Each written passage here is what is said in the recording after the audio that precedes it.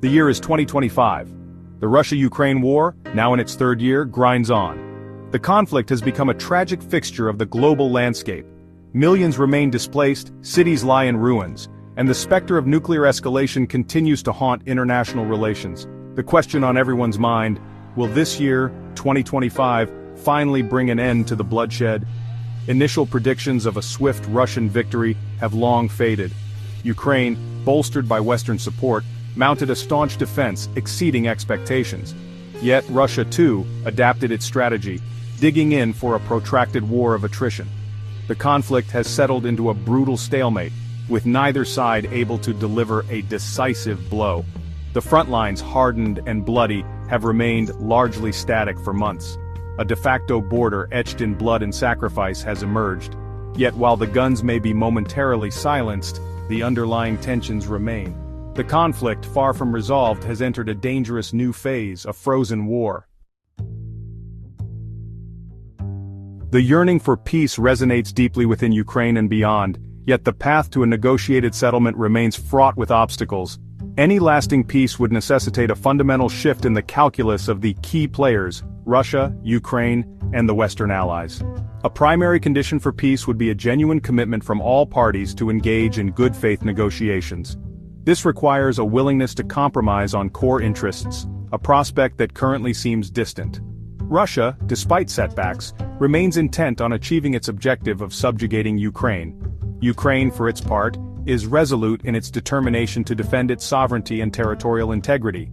Furthermore, any durable peace agreement would likely involve addressing Russia's security concerns, however illegitimate they may be.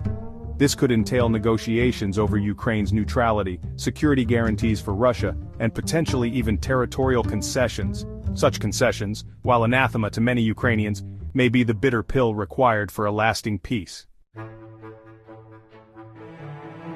While the desire for peace is palpable, several formidable challenges threaten to derail any progress toward a negotiated settlement. Foremost among these is the potential for further escalation. As the conflict drags on, the risks of miscalculation and unintended consequences increase exponentially. Despite Western sanctions, Russia continues to receive revenue from its energy exports, fueling its war machine. The Kremlin, seemingly undeterred by battlefield losses, appears committed to a protracted conflict, believing time to be on its side. Furthermore, the potential for domestic unrest in Russia, fueled by economic hardship and military setbacks, could push Putin to escalate the conflict in a desperate bid to shore up his power. On the Ukrainian side, the determination to resist Russian aggression remains unwavering. However, the human and economic toll of the war is taking its toll. The continued flow of Western military and financial aid is crucial for Ukraine's ability to sustain its resistance. Yet cracks are beginning to appear in this support, as war fatigue sets in among some Western capitals. As 2025 unfolds, the prospects for an end to the Russia-Ukraine war remain uncertain at best. While the desire for peace is universal, the path to achieving it remains perilous and uncertain. The coming year will likely be characterized by a continuation of the current stalemate, punctuated by sporadic outbreaks of intense fighting. The most likely scenario for the foreseeable future is a continuation of the current frozen conflict. The front lines may stabilize, but the underlying tensions will persist. Ukraine will continue to resist Russian aggression, bolstered by Western support, while Russia, unwilling to admit defeat, will likely maintain its grip on occupied territories.